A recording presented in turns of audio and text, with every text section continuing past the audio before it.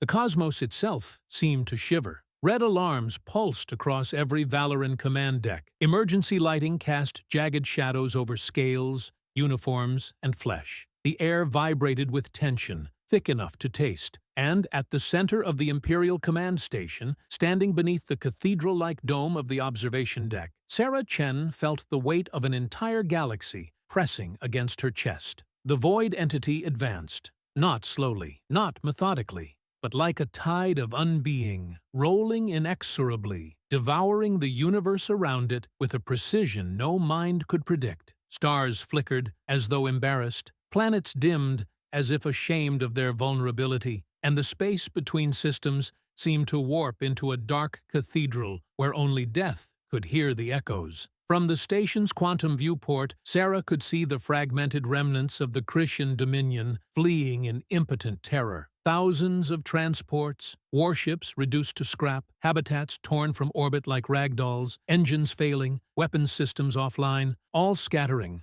all fleeing, all destined to vanish. A Valoran technician whispered, voice trembling, It's not attacking. It's consuming reality itself." Sarah nodded, jaw tight. "It doesn't need weapons. It doesn't fire. It doesn't hunt in a conventional sense. It erases. It unexists everything in its path." The Emperor, Thornick, leaned heavily on his crystalline staff, its edges catching the emergency lights, reflecting fractured red patterns across the deck. Centuries of imperial authority seemed suddenly fragile, as though even the weight of 1,000 years could not anchor him against what approached. "Then we combine everything," he declared, voice trembling but resolute. "Every fleet, every species, every ally, together. If it touches our borders, it will find not planets or shields, but willpower, resolve, life itself standing against it." Sarah's gaze never left the void entity. "It's not just speed," she said, voice low and cold. "It's instantaneous. Regions fall before warnings can propagate. Command chains collapse before an order can be issued. Its movement is less like travel and more like rewriting the sequence of existence itself." The Emperor's claws flexed over his staff. "Then humans shall lead the vanguard." A collective intake of breath echoed across the command deck. "Yes," Sarah said, voice steady. "We adapt faster than any other species. We improvise, we endure, and against this, only we stand a chance of survival." Admiral Caithra's eyes flickered with both awe and fear. "And if we fail, we won't," Sarah said. Her hands danced over the holographic interface, issuing orders with the fluidity of thought. Ships accelerated beyond previously possible limits, micro-jumps placing them in impossible vectors. Humans coordinated with Valoran commanders, translating tactics in real time, sharing neural data, anticipating not just maneuvers, but the unthinkable. The station shuddered as dormant machinery beneath the surface awakened. Ancient constructs, planetary shields thought obsolete, orbital cannons that hadn't fired in millennia, rebooted and hummed with low, resonant power. Massive energy conduits, spanning kilometers, began channeling plasma and quantum flux toward defensive nodes, creating a lattice of potential survival points across orbit and deep space. Sarah observed, noting the patterns of the void entity as it approached the edge of mapped space. "It's not moving linearly," she said. "It folds reality around itself. Its trajectory is a function of existence bending to it, not momentum. Every star, every gravitational field it approaches, distorts. Entire fleets will vanish if they fail to anticipate the changes." The evacuation holograms revealed horrors. Orbital cities shredded, research stations crumbling into quantum dust, industrial complexes folding into void like paper, transport lines annihilated mid-space. Cretian refugees screamed in comm channels, their panic amplified by the complete inability of sensors or communication arrays to stabilize. Sarah's voice was calm, resonant, chilling. "It hunts stars, and once it decides a system is expendable, even shields, weapons, and fleets become irrelevant. Matter itself is optional. It doesn't attack. It consumes." Admiral Caithra's claws dug into the railing. "Then the fleets we've mobilized surprised. "They're just bait?" "No," Sarah said, eyes narrowing. "They're the only thing that can delay it. Humans, and anyone we can coordinate, can improvise at the scale necessary. But this isn't about winning in a traditional sense. This is survival, measured in milliseconds, strategy in adaptation, endurance in improvisation." The Emperor tapped his staff against the deck. "Then every fleet must be combined. Every human task force, every Valoran fleet, every allied system that will respond. We do not defend individual systems. We defend existence itself." Sarah's hands moved faster. Holographic projections expanded, rotating, detailing predicted vectors of the void entity's approach. Ships, orbital platforms, and emergency habitats were rerouted in real time. Maneuvers became non-linear, zigzagging, counterintuitive, each one designed not for offense, but for the maximal survival window. And then, as if sensing their combined efforts, the void entity reacted. A star in a nearby system flickered, its photons stretching like taffy, bending around the entity as if light itself refused to obey natural laws. Entire constellations appeared to bend and twist as the being advanced. Fleets vanished from sensors without a trace. Communications warped, garbled, broken. Panic rippled even through the most disciplined officers. Sarah whispered, voice barely audible over the rising alarms. "We are not ready to fight it conventionally. We fight by thinking faster, reacting faster, existing in ways it cannot anticipate." A Valoran tactical officer shouted, pointing at the main projection. "Sensors cannot track it." Entire squadrons disappeared in seconds. Sarah leaned closer. "It doesn't care about sensors. It doesn't react.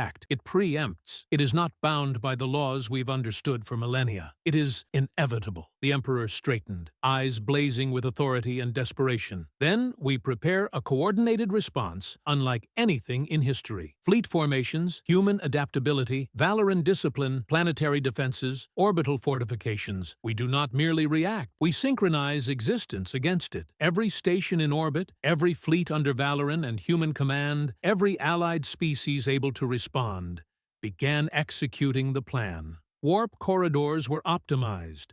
Micro-jumps calculated with human neural precision. Energy grids overloaded with focused quantum flux. Orbital cannons synchronized across distances spanning light minutes. Every precaution, every variable, every probability accounted for. Yet, the void entity advanced, indifferent to calculations, to strategy, to reason. And still, Sarah's mind raced. Even as it consumed star after star, fleet after fleet, city after city, she calculated contingencies, adaptive protocols, improvisational strategies, neural relay networks. Humans would not just endure, they would evolve in real time, becoming the only species capable of standing against the erasure. The command deck darkened as one of the first orbital cities of the Valoran Empire began to tremble violently. Its core energy nodes flickered, then exploded into quantum fragments. The void entity was closer, too close. And yet, Sarah's resolve hardened. "This is the ultimate test," she said, blue eyes glowing with determination. "Not of weapons, not of fleets, but of adaptability, of unity, of will. And we will pass it, because humans, and those who stand with us, refuse to be erased." The galaxy held its breath. Stars flickered, fleets held, cities trembled, and the void itself seemed to pause, anticipating the collision of survival against inevitable consumption. The first scream of a system being unmade echoed through quantum channels, a sound no one was prepared to hear. It was not destruction. It was non-existence manifesting, the absence of all matter, energy, and reality itself. And humanity, standing shoulder to shoulder with the Valoran Empire, braced. Because in the darkness, in the silence, in the absence of stars and certainty, they were the universe's only defiance. The battle for existence had begun, and the galaxy would never be the same.